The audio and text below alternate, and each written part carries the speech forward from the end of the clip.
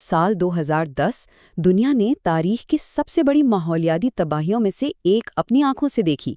Deep water horizon का धमाका। ये सिर्फ कोई हादसा नहीं था, बल्कि ये गलतियों का एक ऐसा सिलसिला था जिसका अंजाम एक बहुत बड़े अलमिए पर हुआ।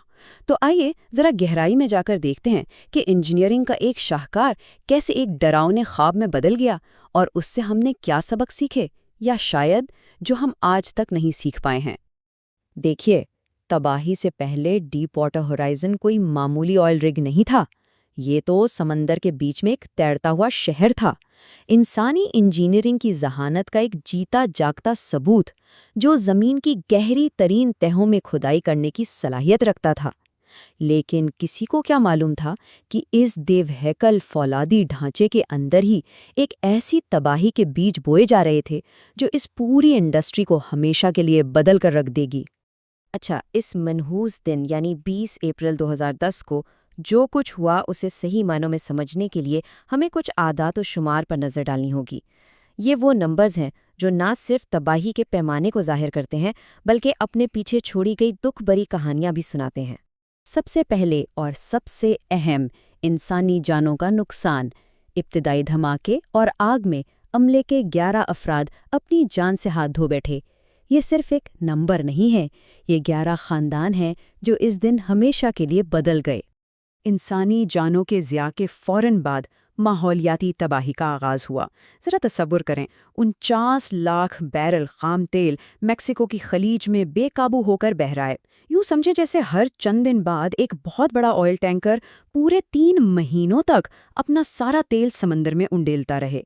ये समंदरी तारीख का सबसे बड़ा तेल का रिसाव है, एक ऐसा स्याह धब्बा जिसके असरात आज तक मौजूद हैं। और फिर आता है माली नुकसान। BP ने सफाई, जुर्मानों और मुआवजे की मद में $65 बिलियन से ज़्यादा की रकम अदा की। ये इतनी बड़ी रकम है कि इससे इस वाक़े की संगीनी का अंदाज़ा लगाया जा सकता है। ये समझने के लिए कि इतनी बड़ी गलती आखिर हुई कैसे, हमें धमाके से ठीक पहले के आखिरी घंटों में वापस जाना होगा। ये तबाही कोई एक लम्हे की नाकामी नहीं थी, बल्कि ये नज़रअंदाज की गई इंतबाही अलामत का एक पूरा सिलसिला था। तो इन फैसलाकुन घंटों में आखिर हुआ क्या था? ये टाइमलाइन आप कह सकते हैं कि इस तबाही का ब्लैक बॉक्स है। शाम 7:55 पर एक बहुत अहम प्रेशर टेस्ट को गलत समझा गया, जिससे सबको तहफ़्फ़ुज़ का एक झूठा एहसास मिला। फिर रात 9:40 पर कुएं से कीचड़ बहना शुरू हुआ। ये खतरे की एक वाज़ेह घंटी थी। और 9:47 तक गैस रिग की सतह तक पहुंच चुकी थी, जिसने पहले धमाके को जन्म दिया। इस टाइमलाइन पर हर एक नुक्ता तबाही से बचने का एक मौका था, लेकिन अफसोस ये तमाम मौके गंवा दिए गए। और यही इस पूरे अलमे की जड़ है। ये तबाही किस्मत का लिखा नहीं थी, ये गलत फैसलों के एक सिलसिले का नतीजा थी। एक अहम प्रेशर टेस्ट की गलत तशरीह की गई, और सबसे अहम बात, जिसे इंडस्ट्री में किक कहते हैं, यानी कुएं से तेल और गैस का एक अचानक और शदीद बहाव, जैसे कोई बहुत बड़ा बुलबुला ऊपर आ रहा हो, उसे नज़रअंदाज कर दिया गया। जब तक अमले को खतरे की संगीनी का एहसास हुआ, तब तक बहुत देर हो चुकी थी।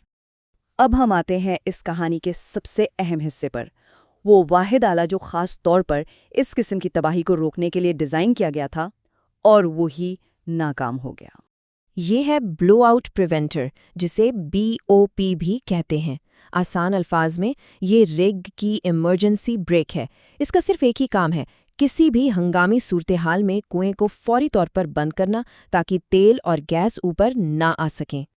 लेकिन किसी आम ब्रेक का तसव्वुर मत कीजिएगा।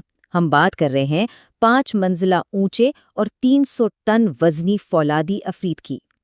ये जहन्नुम के दरवाजे पर आखिरी मुहाफिज था, जिसे नाकाबिले तसव्वुर ताकत से कुएं को बंद करने के लिए बनाया गया था। लेकिन इस रात उस मुहाफिज ने अपना फर्ज अदा नहीं किया। ब्लो आउट प्रिवेंटर की नाकामी कोई एक खराबी नहीं थी, बल्कि ये गिरते हुए डोमिनोज के एक सिलसिले की तरह थी। नाकिस देखभाल की वजह से वाल्व्स खराब थे, इमरजेंसी सिस्टम की बैटरी डेड थी, और फिर वो आखिरी ज़र्ब, कुएं से आने वाले शदीद दबाव ने ड्रिल पाइप को थोड़ा सा झुका दिया। ये मामूली सा झुकाव ही काफ़ी था कि देवहैकल ब्लेड्स पाइप को काटकर कुएं को मुकम्मल तौर पर सील न कर सकें। اور جب پہلا دھماکہ ہوا تو اس نے ہائیڈرولک لائنوں کو بھی تباہ کر دیا اور یہ پورا آلہ سمندر کی تہہ میں ایک بیکار کباڑ کا ڈھیر بن کر رہ گیا۔ اور جب دفاع کی آخری لائن ناکام ہو گئی تو سمجھے جہنم کے دروازے کھل گئے۔ تیل کے بہاؤ کو روکنے کا اب کوئی راستہ نہیں بچا تھا۔ ماحولیاتی قیامت کی گھڑی نے ٹک ٹک کرنا شروع کر دیا، اور یہ 87 طویل اور تکلیف دہ دنوں تک نہیں رکی۔ 87 دنوں تک ایک نہ ختم ہونے والے منظر کا تصور کریں۔ سمندر کی تہہ سے ایک زہریلا سیاہ فوارہ پھوٹ رہا ہے جو اپنے راستے میں آنے والی ہر چیز کو نگل رہا ہے۔ سفید ریتیلے ساحل کالے چپچپے دلدل میں بدل گئے۔ دلدلی علاقوں کے نازک ماحولیاتی نظام تیل کی ایک موٹی تہہ کے نیچے گھٹ گئے۔ امریکہ کی 1200 میل سے زیادہ خوبصورت ساحلی پٹی ناقابل تلافی حد تک آلودہ ہو گئی۔